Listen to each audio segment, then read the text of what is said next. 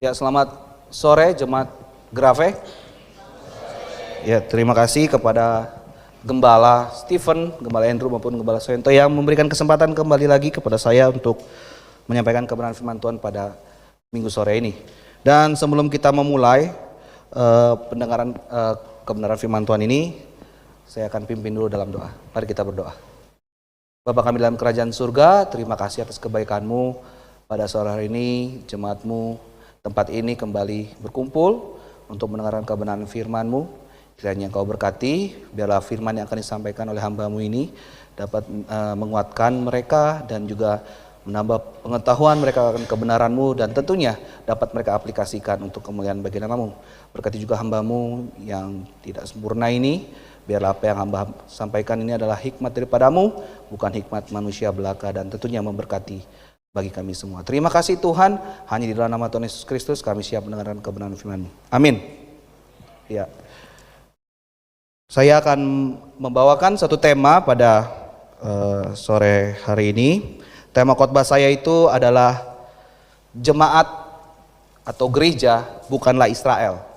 Ya, jadi tema saya jemaat atau gereja bukanlah Israel. Kenapa saya mengangkat topik ini? Sekilas mungkin bagi kita apa sih pentingnya gitu ya? Apa sih kok kayaknya ya ini mah buat belajar aja lah di teologi. Enggak. Nanti kita akan tahu sendiri apa sebenarnya mengapa kita penting dan perlu mengetahui topik ini, jemaat bukan Israel. Yang pertama-tama kita boleh buka dulu dari Matius pasal 16 ayat 18. Ya, tentu ini ayat yang sudah tidak asing lagi buat kita semua, di mana ayat ini adalah ayat pertama kalinya Alkitab menuliskan kata eklesia yang diterjemahkan dalam TB1 jemaat dan dalam TB2 gereja. Dan atas izin Gembala Stephen, saya sudah minta izin juga karena berhubung Alkitab saya juga memang yang TB1 udah dibawa oleh teman kita yang lalu itu, dan saya tidak ada lagi, dan saya puji Tuhan diberikan oleh Tuhan TB2, jadi saya pakai TB2 kali ini, dan saya sudah minta izin, diizinkan untuk khotbah pakai TB2. Dan jadi akan saya yang bacakan, tapi jamaah Tuhan tempat ini silakan membaca juga, menyimak di Alkitab masing-masing ya. Ya mungkin pakai TB2 juga boleh menyimak. Saya akan bacakan di Matius pasal 16 ayat yang ke-18. Demikian firman Tuhan, "Aku pun berkata kepadamu, engkau adalah Petrus, dan di atas batu karang ini aku akan mendirikan gerejaku, dan alam maut tidak akan menguasainya." Ya mungkin ada sedikit perbedaan ya, kalau di TB1 saya tahu pakai jemaat, tetapi di TB2 sudah pakai kata gereja ya. Tetapi kita melihat dari bahasa aslinya. Bahasa aslinya adalah eklesia, dan eklesia sudah biasa diterjemahkan antara menjadi gereja ataupun menjadi jemaat ya. Nah, kita mesti tahu dulu eklesia itu artinya apa sebenarnya. Ya memang kalau dari etimologi katanya kita ketahui eklesia berasal dari dua kata, yaitu ek dan kaleo. Ya mungkin yang sudah mengambil bahasa Yunani tahu ek itu artinya keluar dan kaleo artinya memanggil ya. Dan jadi kalau eklesia sendiri digabung justru malah menjadi artinya perkumpulan ya, suatu perkumpulan. Kenapa bisa dikatakan suatu perkumpulan? Karena konteksnya eklesia pada masa Yunani koine dipakai untuk dewan rakyat. Artinya ada perkumpulan rakyat di mana rakyat itu dipanggil keluar ke publik untuk bersama-sama berkumpul membahas, entah ya namanya dewan rakyat ya. Artinya suatu perkumpulan yang membahas tentang masalah rakyat mungkin pada masa itu. Jadi makanya eklesia diartikan sebagai perkumpulan.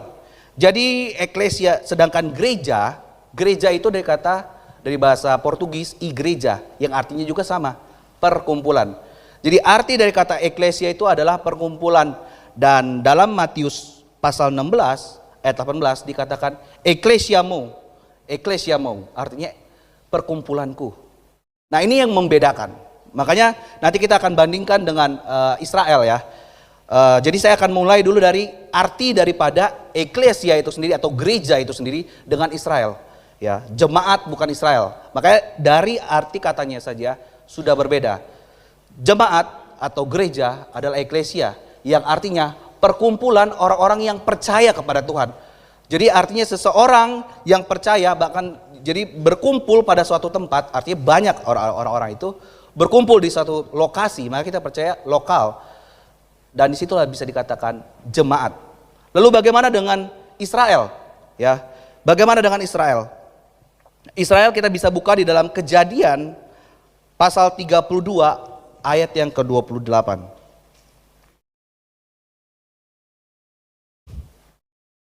Kejadian pasal 32 ayat yang ke-28. Saya akan bacakan. Lalu kata orang itu, namamu tidak akan disebut lagi Yakub, tetapi Israel, sebab engkau telah bergumul melawan Allah dan manusia, dan engkau menang. Nah, jadi Israel sendiri adalah nama yang Allah berikan kepada Yakub. Ya. Pergantian nama dari Yakub menjadi Israel. Jadi Israel itu kita bisa artikan Israel, kalau sesuai konteks ayat ini, Israel itu memang pergantian nama dari Yakub, ya kan? Tetapi arti dari Israel sendiri itu banyak ya. Saya coba searching, saya cari tahu juga. Israel ada yang mengartikannya sebagai Prince of God, yaitu pangeran Allah, gitu kan? Dari kata syar. Ada juga dari Kamus Gering dikatakan laskar Allah. Ada juga dari Alkitab edisi studi dikatakan orang yang bergumul dengan Allah atau kiranya Allah ikut serta dalam pergumulan. Jadi intinya Israel diartikan sebagai satu pribadi yang tadinya namanya Yakub dan sekarang namanya Israel. Dan semua keturunan dari Yakub itu, ke-12 suku, itulah Israel. Ya, walaupun akhirnya nanti pecah, ya, ada suku Yehuda, tetapi dulu ke-12 suku itu dinamakan sebagai Israel. Ya. Nah, balik lagi ke pemahaman tadi tentang jemaat. Nah, jemaat kita tadi ketahui tentang jemaat artinya adalah perkumpulan. Gereja itu artinya perkumpulan orang-orang yang percaya. Sedangkan Israel, telah saya jelaskan tadi, itu adalah suatu nama yang diberikan kepada Allah, yang diberikan oleh Allah kepada Yakub sebagai nama penggantinya dan untuk mewakili semua keturunannya. Jelas dari arti katanya saja, gereja dengan Israel itu berbeda. Ya. Sehingga otomatis segala hal dalam yang Tuhan berikan, berkat yang Tuhan berikan pun, janji yang Tuhan berikan pun itu berbeda, ya.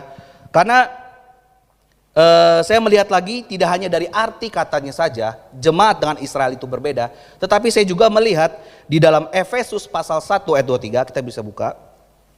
Efesus pasal 1 ayat 23. Mungkin ini udah ayat yang sering juga dibuka, membuktikan memang sebenarnya jemaat atau gereja itu bukanlah Israel, ya. Efesus pasal 1 ayat 23, saya bacakan. Gereja yang adalah tubuhnya, yaitu kepenuhan Dia yang memenuhi semua dan segala sesuatu. Di sini Tuhan mengatakan bahwa gereja atau jemaat Tuhan itu adalah apa? Tubuh Tuhan. Nah, sedangkan kalau kita baca di dalam Perjanjian Lama, tidak pernah dikatakan sekalipun Israel adalah tubuh Tuhan. Jadi dari arti kata sudah jelas ada perbedaan. Dan di dalam penyebutannya pun Tuhan memberikan lagi persamaan. Bahwa apa? Gereja atau jemaat Tuhan adalah tubuh Tuhan. Bagaimana dengan Israel? Tidak pernah dikatakan bahwa Israel itu adalah tubuh Tuhan. Maka dari itu apa? Jelas Israel dan jemaat Tuhan itu berbeda, ya. Dan apalagi yang saya lihat sebagai perbedaan. Jadi yang pertama-tama saya melihat dari arti katanya dulu. Dari arti katanya saja, dari namanya aja itu sudah mempunyai makna yang berbeda. Jemaat artinya atau gereja artinya perkumpulan, ya, perkumpulan orang-orang yang percaya. Sedangkan Israel adalah suatu proper name yang diberikan Allah kepada Yakub dan mewakili semua keturunannya.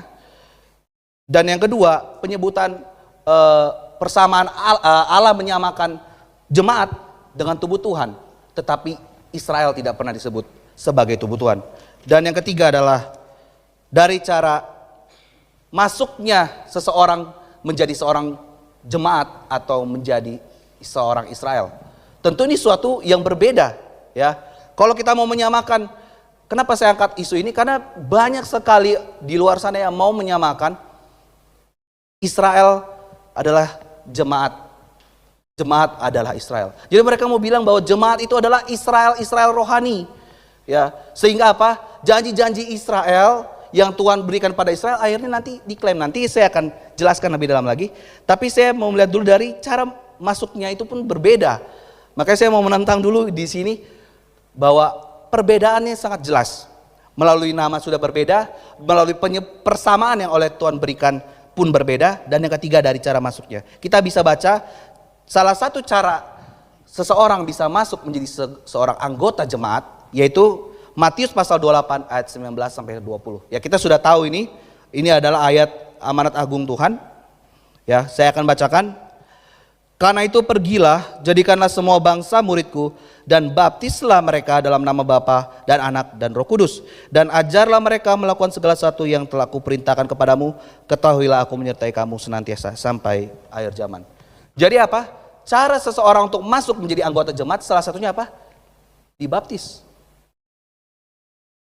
Tidak ada seorang pun yang bisa masuk dalam suatu jemaat tanpa dia dibaptis. Nah, bagaimana langkahnya seseorang mau dibaptis? Tentu dia mesti bertobat dulu. Dia bertobat, dia kan percaya dan mengimani doktrin yang ada di gereja tersebut adalah benar, maka dia akan mau menerima dirinya dibaptis.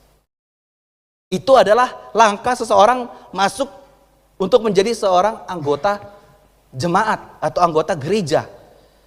Lalu bagaimana dengan Israel? Ya, kita bisa lihat di dalam Kejadian pasal 17, ya kita akan mungkin banyak buka ayat. Ya. Kejadian pasal 17 ayat 9 sampai 14. Saya akan bacakan. Allah berfirman lagi kepada Abraham, dari pihakmu engkau harus memegang perjanjianku, engkau dan keturunanmu turun-temurun. Inilah perjanjianku yang harus kamu pegang, perjanjian antara aku dan kamu serta keturunanmu. Setiap laki-laki di antara kamu harus disunat, kulit khitanmu harus dipotong, dan itu akan menjadi tanda perjanjian antara aku dan kamu.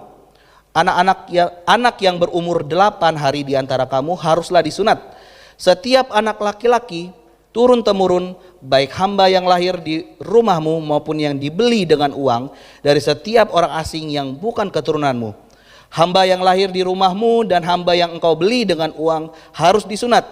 Dalam dagingmu lah perjanjianku menjadi perjanjian yang kekal. Laki-laki yang tidak disunat, yang tidak dipotong kulit khitannya, orang itu harus dilenyapkan dari antara kaum sebangsanya. Ia telah mengingkari perjanjianku. Jelas. Seseorang ditandai di sini perjanjian, seseorang ditandai menjadi seorang Israel atau seorang Yahudi dengan disunat. Ketika anak itu laki-laki umur 8, ya, dikatakan tadi di sini harus disunat. Dan kalau tidak disunat dikatakan ayat 14 dilenyapkan. Wah. Di sini saja sudah ada perbedaan yang sangat jelas. Ketika seorang jemaat, ya, untuk masuk tadi dibaptis, tetapi untuk orang Israel pertama-tama dia harus disunat dulu. Dan apakah sekarang pertanyaannya orang-orang yang sekarang mau masuk menjadi anggota jemaat di tempat ini khususnya harus disunat? Tentu tidak. Itu tidak lagi menjadi suatu kewajiban rohani yang pada masa itu harus. Karena apa? Sunat yang dikatakan adalah sunat hati. Hati kita yang disunat. Sedangkan untuk menjadi tanda seseorang menjadi seorang Israel salah satunya adalah dia disunat. Jadi dari cara masuknya pun sudah berbeda, Bapak Ibu Saudara-saudari. Sehingga tidak ada persamaannya antara Israel maupun jemaat. Sehingga kita tidak bisa menyamakan apa yang nantinya Tuhan berikan kepada Israel dan apa yang nantinya Tuhan berikan kepada jemaat. Memang ada hal berkat yang sama-sama kita bisa terima, ya. Tetapi juga ada berkat-berkat yang spesifik yang Tuhan berikan khusus kepada Israel dan khusus kepada jemaat, ya. Dan hal ini sudah menjadi hal yang biasa bagi kalangan teologi covenant. Orang-orang yang menggunakan pendekatan hermeneutika dengan teologi covenant, mereka menyamakan bahwa Israel saat ini adalah gereja. Makanya tidak heran akhirnya mereka sering sekali mengkait-kaitkan berkat-berkat daripada Israel kepada mereka. Ya, makanya di sini saya katakan dampak relevansinya bagi kita juga saat ini apa? Yang pertama, ketika seseorang menyamakan Israel dengan jemaat, dampak yang paling pertama adalah terjerumus dengan teologi kemakmuran. Ya jujur secara pribadi saya dulu pernah ada di dalamnya. Bahkan bisa dikatakan saya lahir di situ. Sampai berapa puluh tahun akhirnya saya, puji Tuhan, saya senang sekali justru. Kalau saya mengingat kembali lagi, saya flashback, sungguh luar biasa Tuhan menuntun saya. Ya bukan suatu kebetulan saya akhirnya pun bisa kenal kebenaran di tempat ini. Ya, karena begitu banyak sekali klaim-klaim yang mereka klaim. Dan pada saat itu saya masih anak-anak, saya masih remaja, saya ikut-ikutan aja gitu. Ya, saya pernah disuruh kitar-kitarin, mungkin ada yang tahu BKT ya, Banjir Kanal Timur yang di daerah Cakung, tahu ya, Ibu Linda mungkin tahu ya. Saya waktu itu, jadi ceritanya lagi mau doling, ya ada istilah doling ya, doa keliling. Saya waktu itu masih SMA. Jadi saya waktu itu disuruh bawa satu botol, isinya itu anggur dicampur minyak urapan, tanda kutip buat mereka. Jadi saya sambil bawa itu, saya suruh kelilingin itu, sambil tuangin itu di sepanjang BKT itu, bilang kita usir setan ke situ. Jadi katanya kita harus kelilingi sebanyak 7 kali, seperti apa? Tembok Yeriko katanya. Oh, diputerin. Dan itu benar kami lakukan, nggak cuma saya sendiri ya, ada juga teman-teman saya, ada juga pendeta saya dulu. Ya kami ikutin. Wow, suatu hal yang konyol. Ya, mereka mau menyamakan karena katanya bagaikan Yosua mengelilingi Yeriko, kata tembok Yeriko, kita harus mengelilingi ini. Ini ada iblis katanya. Dia jadi ceritanya ada yang katanya bisa melihat gitu ya. Di sini ternyata ada benteng katanya. Ya saya sih percaya aja pada masa itu ya, karena ya pada saat itu saya masih nggak ngerti gitu kan. Walaupun memang saya hidup sebagai keluarga seorang hamba Tuhan, tapi ya memang kami dalam tanda kutip ya tinggal di lingkungan itu gitu loh. Dan saya baru akhirnya mulai memahami dan saya mulai skeptis tentang hal-hal itu. Sebenarnya memang ketika saya masuk di sekolah teologi yang pertama kali saya pun, itu saya udah mulai skeptis. Kenapa? Karena saya mulai belajar. Karena ketika dulu saya di dalam teologi kemakmuran ini, ya di kalangan teologi kemakmuran ini, benar-benar akal sehat kita itu ya diredam gitu loh. Pakai perasaan gitu. Kalau belajar dibilang katanya, belajar sama Roh Kudus gitu, biar Roh Kudus, nanti Roh Kudus bisik. Saya sampai sekarang nggak pernah dengar Roh Kudus ngomong sama saya. Saya bingung. Yang justru saya bingung kok mereka bisa dengar gitu loh. Makanya kan sebenarnya kenapa akhirnya pun saya bisa tuntun ini, itulah berkat jawaban doa saya. Memang pada satu titik saya pernah doa sampai saya berpuasa. Ya orang dulu bilang puasa Esther gitu ya Pak. Dia ada kita dulu jadinya kan kalau karismatik itu memang ada jadwal puasa, setiap Sabtu kita puasa, dan ada kadang-kadang puasa tersendiri gitu yang memang dari kita sendiri. Dan saya ambil itu dan saya udah di dalam keadaan saya paling dalam downnya, karena saya nggak tahu arah hidup saya mau kemana. Saya puasa dan saya cari tahu, Tuhan tolong saya mau dengar suara Engkau, dan Tuhan tidak pernah bicara sedikit pun ya. Sampai saya dituduh mungkin kamu ada dosa, mungkin saya benar-benar saya cuma di kamar selama 3 hari 3 malam itu. Saya cuma di kamar, saya tidur, saya doa, saya tidur ke WC, mandi segala macam, balik lagi saya tidur. Dan itu saya lakukan selama kurang lebih hampir 2 bulan. Saya lakukan itu dalam 1 minggu, 3 hari saya ambil. Dan tidak pernah ada satupun suara yang muncul di kuping saya. Ataupun di hati aja gitu ada yang ngomong gitu. Tidak ada. Tetapi setelah saya selesaikan itu, justru saya udah nyerah, ya udah Tuhan terserah deh, Tuhan tuntun.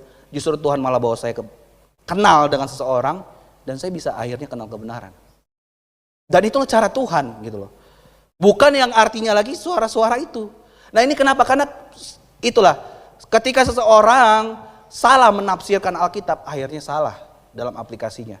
Begitu juga tadi kita kembali, kenapa bisa terjerumus dalam teologi kemakmuran? Karena dalam teologi kemakmuran saya banyak sekali diajarin untuk mengklaim berkat-berkat Israel.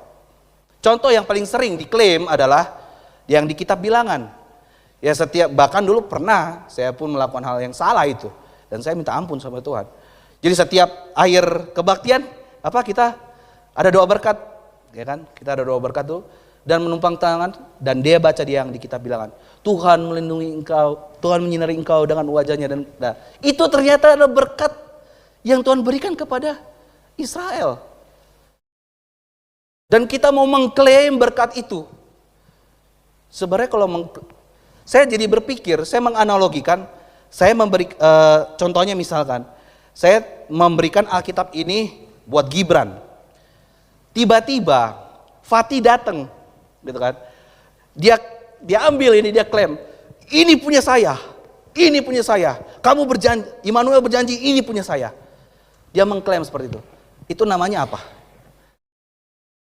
Dia tiba-tiba mengambil barang Gibran dan mengklaim ini punya saya, Immanuel yang janji. Itu namanya apa? Penipu dan pencuri. Karena saya tidak pernah berjanji memberikan itu kepada Alkitab ini kepada Fatih. Tetapi Fatih tiba-tiba klaim, kamu janji ini buat saya. Padahal janji itu saya kasih ke Gibran. Dan itu saya refleksikan dalam kehidupan. Berarti selama ini ketika seseorang mengklaim sembarangan berkat-berkat Israel, itu sebenarnya sedang mau mencuri dan dia mau menipu. Dan itulah yang mengapa pentingnya topik ini, salah satunya adalah kenapa dampaknya kita tidak lagi sesat mengambil berkat yang bukan milik kita. Bahkan dalam kalangan saya dulu lagi terkenal lagu doa Yabes, ya, kiranya gitu kan, engkau memberkati aku berlimpah-limpah. Wih, luar biasa. Pas saya baca konteksnya, buat Yabes. Itu buat Yabes. Yabes yang sakit-sakitan, yang hidupnya istilahnya dia itu hidupnya terpuruk, ya. Dia keluarganya hancur lebur segala macam, sehingga dia berdoa begitu kepada Tuhan. Dia memohon berkat yang daripada Tuhan. Tetapi itu mereka klaim dan mereka mau ambil itu buat mereka. Ketika ditanya, kalau kamu mau berkat itu, mau nggak jadi Yabes dulu? Nah, mereka nggak mau, karena mereka tahu Yabes itu penyakitan, Yabes itu miskin segala macam hidupnya. Nah inilah mengapa ketika seseorang menyamakan Israel dengan jemaat bisa terjerumus kepada teologi kemakmuran, karena mereka cenderung banyak mengklaim berkat-berkat yang daripada untuk Israel, ya. Dan itu tidak dibenarkan. Dan juga salah memposisikan diri sebagai imam. Ya tadi yang saya katakan, biasa suka menumpang tangan. Karena mereka merasakan, oh dulu di Israel itu ada yang memberikan berkat. Maka di gereja juga harus ada yang berdoa berkat, menumpang tangan. Dan mereka memposisikan diri mereka sebagai imam. Karena apa? Mereka menyamakan Israel dengan jemaat. Bahwa saat ini gereja itu adalah Israel rohani. Dan salah satunya juga yang sering mereka salah tafsirkan juga seperti di Yoel pasal 2 ayat 23. Mungkin kita boleh baca. Ini adalah kegagalan, salah satu kegagalan hermeneutika mereka ketika mereka menyamakan Israel dengan gereja. Yoel pasal 2 ayat 23. Saya akan bacakan. Hai Bani Sion, bersorak-sorailah dan bersukacitalah karena Tuhan Allahmu. Sebab telah diberikannya kepadamu hujan pada awal musim dengan adilnya, dan diturunkannya bagimu hujan-hujan pada awal dan hujan pada akhir musim seperti semula. Mereka mengklaim ayat ini adalah Pentakosta kedua dan Pentakosta ketiga. Wow, dari mana jeruntungannya? Dikatakan sini ada Pentakosta kedua dan ketiga. Jelas ayat ini berbicara kepada Bani Sion. Konteks ayat ini berbicara kepada umat Israel. Kelak Tuhan akan memberikan hujan awal dan hujan akhir. Dan mereka mengklaim itu sebagai apa? Pentakosta kedua dan Pentakosta ketiga. Itulah untuk pembenaran diri mereka kejadian yang di Azusa Street. Bahwa itulah Pentakosta kedua dan inilah penggenapan ayatnya. Dan beberapa tahun yang lalu, mungkin sekitar tahun 2012 atau 2013, saya mendengar suatu sinode mengumumkan, mari kita sambut Pentakosta ketiga. Wow. Dan ketika saya melihat itu semakin saya mulai skeptis. Kenapa dia bisa bilang Pentakosta ketiga? Sedangkan di Alkitab yang saya tahu Pentakosta cuma sekali terjadi. Dan tidak pernah ada lagi terjadi. Kenapa? Karena mereka sekali lagi mau menyamakan Israel dengan gereja. Sekarang mulai memahami betapa pentingnya kita memahami topik ini. Ketika kita mulai mau menyamakan Israel itu sama dengan gereja, gereja itu adalah Israel rohani. Kita mulai salah-salah menafsirkan Alkitab. Akhirnya apa? Bisa terjerumus kepada teologi kemakmuran. Kita bisa salah memposisikan diri. Kita bisa melihat orang, oh di gereja di Israel ada imam yang memberikan berkat. Di gereja juga harus ada. Dan banyak hal lainnya lagi. Dan yang kedua, juga berdampak kepada eskatologi. Ketika seseorang menyamakan gereja adalah Israel, itu akan berdampak kepada eklesiologi. Maaf, eklesiologi dulu ya, eskatologi ntar. Eklesiologinya dulu. Jadi kedua berdampak terhadap eklesiologinya. Kenapa? Karena baptisan dipandang sebagai sunat dalam perjanjian lama. Mungkin yang mahasiswa sudah sering mendengar perdebatan ini. Orang-orang yang menyamakan gereja sebagai Israel rohani mengkaitkan bahwa baptisan, gambaran pada PL adalah sunat. Ya inilah akibatnya kenapa akhirnya mereka bisa mengkaitkan sunat itu sebagai baptisan. Karena mereka mau menyamakan itu. Dan tentu dia ada suatu hal yang salah. Sunat dilakukan hanya kepada laki-laki, sedangkan baptisan dilakukan kepada laki dan perempuan. Sunat dilakukan kepada bayi, harusnya pada masa itu ya, dalam konteks sebagai seorang Yahudi dari kecil, dari bayi. Walaupun nanti mungkin ada orang dewasa yang akhirnya dia mau percaya dan dia baru disunat. Tetapi kita bicara dari awalnya. Ketika seseorang itu mau masuk sebagai orang Israel dari kecil, dia disunat. Sedangkan jemaat tidak pernah ada seperti itu. Baptisan dilakukan kepada orang yang dewasa. Maksudnya orang dewasa apa? Orang yang sudah akil balik, yang sudah bisa menyadari bahwa ini salah, ini benar. Dia sudah bisa beriman, dia sudah bisa memilih, dia sudah bisa tahu yang terbaik buat dia. Itulah masanya di mana dia memilih untuk dibaptis. Jadi tidak ada persamaan antara sunat maupun baptisan. Lalu bagaimana selanjutnya? Berdampak kepada eklesiologi selain baptisan dipandang sebagai sunat. Yang kedua, gereja negara. Kenapa bisa ada menjadi gereja negara? Karena sekali lagi, mereka mau menyamakan teokrasi Israel disatukan lagi menjadi gereja saat ini. Dia bilang, makanya banyak gereja-gereja negara akhirnya siapa yang memimpin? Yang memimpin bukan lagi rajanya, tetapi entah yang petinggi rohaninya saat itu. Ya kalau di Roma ya paus yang memimpin. Kalau di Ortodoks ya dia ada patriark yang memimpin. Jadi jelas dampaknya begitu besar, Bapak Ibu Saudara-saudari. Mungkin kita pikir selama ini biasa saja. Tetapi ternyata dampaknya itu begitu besar. Dan sudah menipu banyak sekali. Ketika saya juga mau mulai mencari tentang kebenaran ini, Bapak Ibu Saudara-saudari, sungguh sulit untuk saya mencari referensi. Saya kan sebenarnya punya banyak buku. Dulu jadi sebelum waktu saya pindah di sini, masih di Bekasi, kami pas tinggal di Bekasi, kami kena banjir. Banjirnya parah dan kami nggak tahu banjirnya itu sampai segini ternyata. Sehingga bapak saya itu kan juga memang dia sekolah teologi, sehingga dari dulu waktu di S1 sampai di S3 dia suka beli buku. Jadi dia udah tampung buku itu, kita banyak sebenarnya udah bisa jadi perpustakaan rumah kami. Makanya saya tuh suka jarang beli buku karena bapak saya udah punya banyak buku. Jadi saya tinggal ikutin baca. Singkat cerita itu udah musnah, tinggal sedikit lah karena kena banjir. Tetapi saya di sisa-sisa buku-buku yang orang tua saya punya, saya baca untuk mencari tentang pandangan ini sulit sekali, Bapak Ibu Saudara-saudari. Dari hampir setiap buku yang saya baca, itu pandangannya adalah teologi covenant. Yaitu menyamakan Israel dengan gereja-gereja dan Israel. Sehingga apa? Disinilah justru saya bilang, saya sampai semalam pun saya ngobrol dengan orang saya.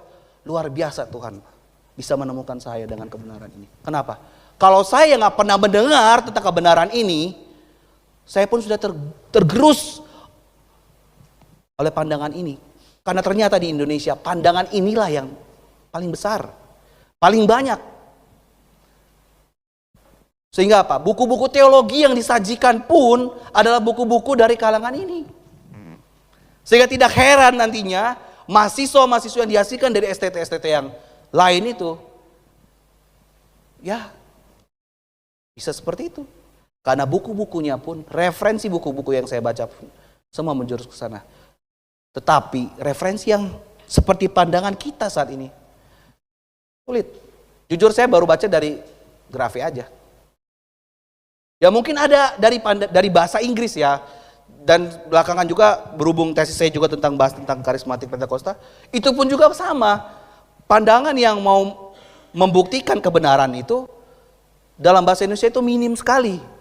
Lebih banyak tuh buku-bukunya dalam bahasa Inggris. Nah disinilah makanya saya pun menyadari mengapa sulitnya orang-orang Kristen di Indonesia ini mengetahui kebenaran ini.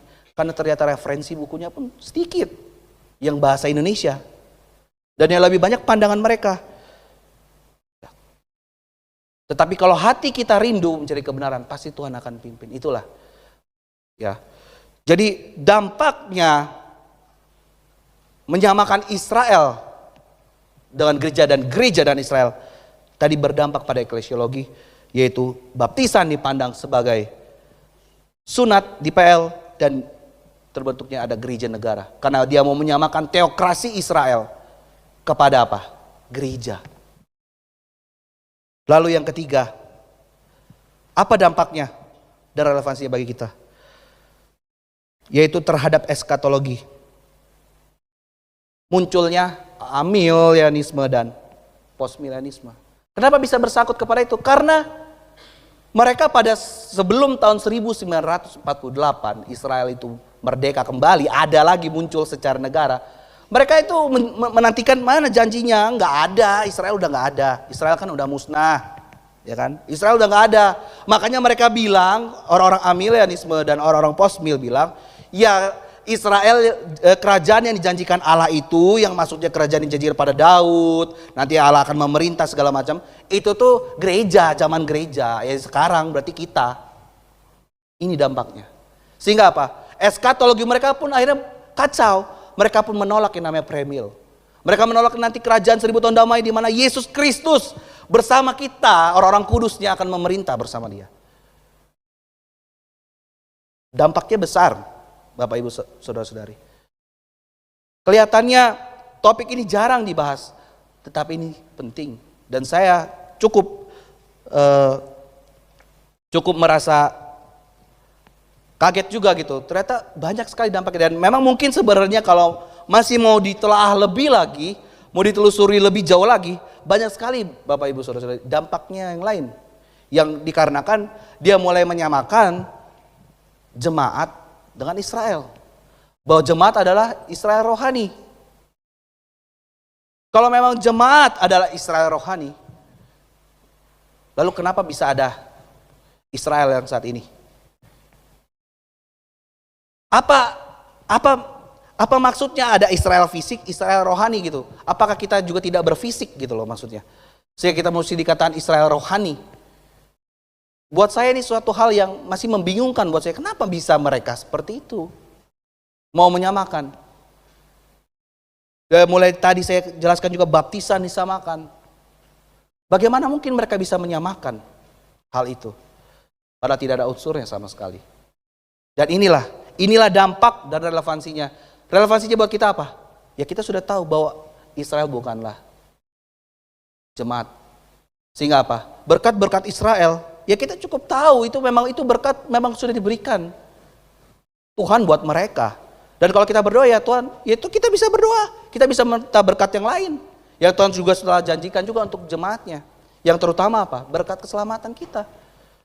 Memang di perjanjian lama pun ada perjanjian Abraham yang Tuhan berikan bahwa Abraham pun akan menjadi berkat bagi bangsa-bangsa. Betul. Dan itulah berkat juga buat kita. Apa berkat bagi bangsa-bangsa itu? Keselamatan. Melalui keturunan Abraham lah Mesias dilahirkan. Dan itulah berkat yang kita terima dari Abraham. Bahwa akhirnya bangsa-bangsa pun menerima berkat itu. Berkat yang sebenarnya tidak ada bandingannya dengan berkat sebatas materi. Berkat keselamatan. Itulah yang terutama. Itulah yang menjadi perjanjian Allah kepada Abraham yang akhirnya dilimpahkan untuk bangsa-bangsa. Yaitu keselamatan. Jadi dari hal ini kita bisa mulai memahami dan kita mulai memilah mana sebenarnya memang ini berkat spesifik untuk bangsa Israel. Ya memang untuk saat ini bangsa Israel sendiri ya, itulah terkadang saya juga suka bingung ya. Karena mereka terlalu mengagungkan Israel itu, karena mereka menyamakan Israel dengan ya. Jujur saja masih banyak di kalangan sana, oh Israel ini umat pilihan Allah, oh mereka nggak boleh diganggu segala macam. Sekarang faktanya, Bapak Ibu jemaat Tuhan, kalau tahu Tel Aviv yang saat ini menjadi ibu kota Israel, itu diresmikan, bahkan terkenal menjadi salah satu kota LGBT terbesar di dunia. Jadi destinasi travel orang LGBT itu ya ke Tel Aviv di Israel. Apakah kita masih mau bilang saat ini mereka ini orang-orang yang benar, gereja Tuhan? Oh tidak bisa. Makanya itulah kembali karena mereka mau menyamakan. Ya. Mereka seperti mau dispesialkan. Sampai ngomong shalom. Ya memang sebenarnya kata shalom itu pun kita ucapkan tidak salah. Saya pun tidak anti dengan kata shalom. Ya memang shalom artinya salam. Salam sejahtera. Dalam bahasa Ibrani. Kalau bahasa Arab, assalamualaikum. Ya dalam bahasa Indonesia, halo, selamat pagi. Ya kan? Kalau bahasa Inggris, good morning. Ya itu cuma sekedar bahasa. Tetapi makna di baliknya itu yang kita mesti bisa pahami. Bapak Ibu jemaat Tuhan. Ketika kita sudah mulai mengkultuskan suatu bahasa ini, wah di bahasa ini ada suatu yang luar biasa. Sehingga ini jauh lebih bagus maknanya. Padahal sama aja. Ya mungkin apalagi yang udah ambil kelas Ibrani ya udah tahu shalom artinya damai. Bisa diartikan juga damai. Tapi tidak ada arti yang spesial seperti seolah-olah Tuhan memberikan kuasa kepada bahasa itu sebagai ini bahasa yang harus dipakai. Lah kalau kayak begitu kita sama aja nggak jauh beda sama yang di sebelah. Mengkultuskan suatu bahasanya itu. Tidak. Malah seharusnya ketika seseorang mau mengkultuskan suatu bahasa, kalau orang Kristen yang benar mau mengkultuskan suatu bahasa bukan bahasa Ibrani seharusnya, bahasa Yunani. Karena perjanjian baru itu bahasa Yunani. Yesus itu dituliskan dalam bahasa Yunani. Lalu mereka mau tafsirkan, mereka mau terjemahkan ke bahasa Ibrani. Ya. Ada suatu kalangan yang akhirnya menerjemahkan Alkitab semua dari PLPB pakai Yahweh, Elohim, Adonai. Ya memang sih secara literalnya kata-kata lainnya bagus karena dia pun yang saya sudah baca ternyata dia pakai TR.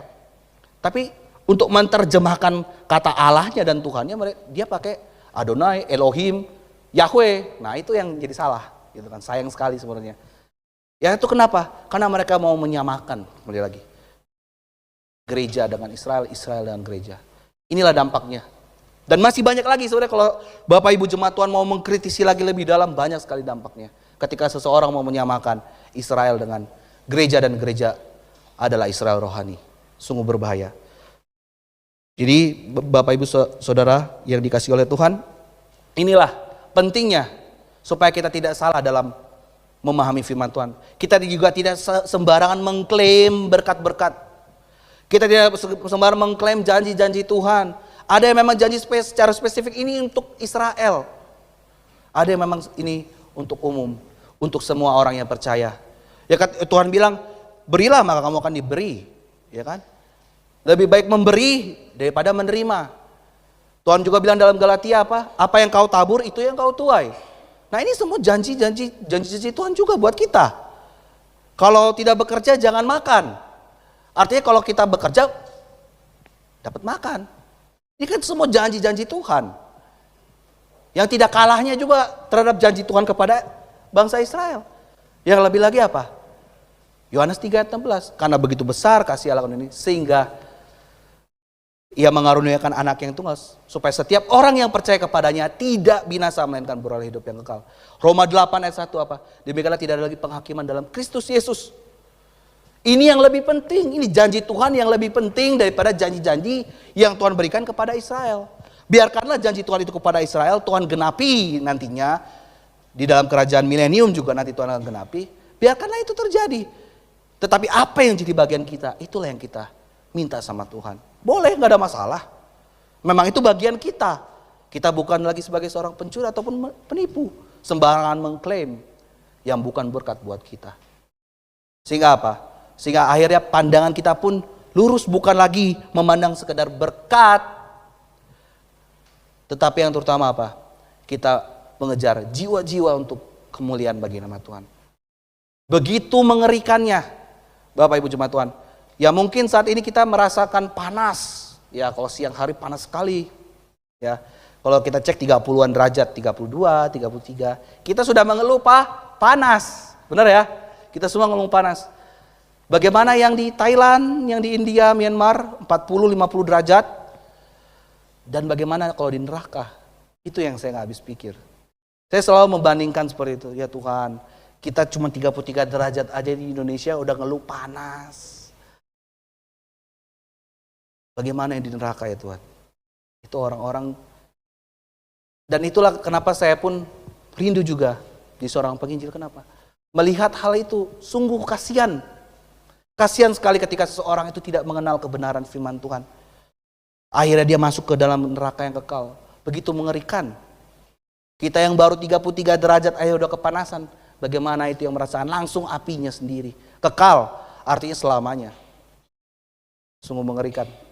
Dan itulah mengapa kita harus bisa membedakan. Bahwa apa? Israel bukanlah jemaat Tuhan.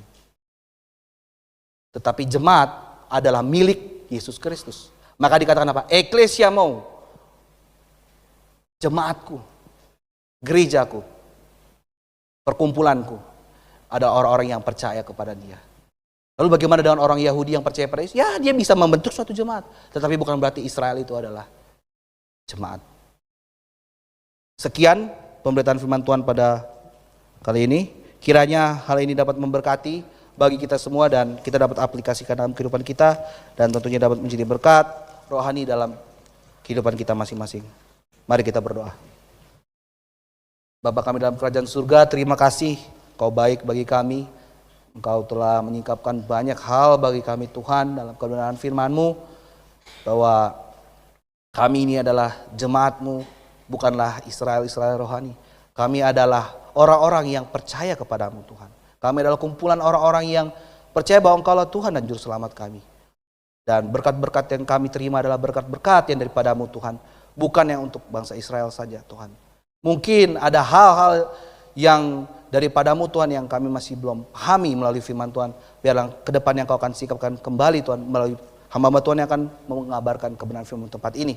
Kau berkati Tuhan gerejamu di tempat ini, jemaatmu di tempat ini Tuhan. Biarlah terus bisa mengumandangkan kebenaran firman-Mu sampai ke ujung-ujung bumi Tuhan. Hanya di dalam nama Yesus kami berdoa dan mengucap syukur. Amin.